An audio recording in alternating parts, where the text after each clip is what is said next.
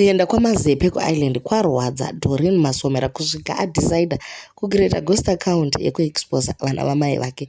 Welcome back to your channel. Please don't forget to like and subscribe. So pakatumira mazepe picture akapfeka sutu vachinzi mabrand ambassador, zvakakonzeresa kuti pave nemessage inobva yalikiwa.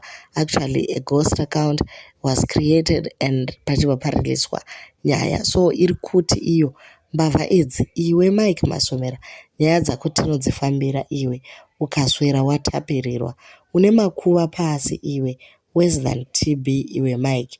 Wakavhara vanhu mari dzakawanda naNadoni naPriti kuSouth Africa uchiti unoshanda kuembassy. Unoudza vanhu kuisland, unounza vanhu kuisland. Mukadzi wako murungu anoswera azviziva, takuyanika.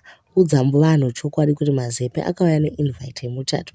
Masutu amakapfeka ayo ndeekumuchato.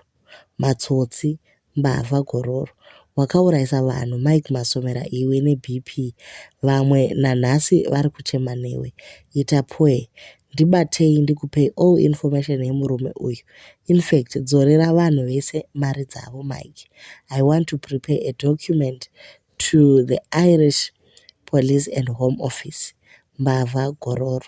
Hauna ganda kumeso iwe Mike. So nhasi pabva paitwa live naKetty achitaura kuti pane munhu atobva anyorera kuhome office ikoko achitaura about kuuya kwamazepe kuisland. Afonerwa nehome office vachida kunzwisisa kuti mazepe akapinda sei uye mapepa ake anga akamira sei. But Ketty akwanisa kutaura navo and hapana kudeportwa kuchaitwa mazepe. So there's a lot that is happening behind the scenes. Pane vari kurwadziwa. But kune vanoziva manyorero anoita Dorine, ndofunga pandatoverenga matozvinzwa ndiye anotaura achiti iwe anoshandisa zvemavara, mbavha, gororo ndiye anodzifambira nyaya dzacho uye anoziva zvinoitwa naMike since ari wefamily yekwaMasomera. So instead yekuti udze vanhu vekumba kwavo kuti maybe vamutore kana kuti vamubatsire, abva decide kuita zvekuataka vana mazepe by creating a lot of ghost accounts. 2 days ago she also created another ghost account achizviita gogom salad, and she wrote a lot of stuff, but then akakangamwa kuhida something pazasi chakanzi comment as Dorine or as what, showing kuti she has 2 pages running at the same time.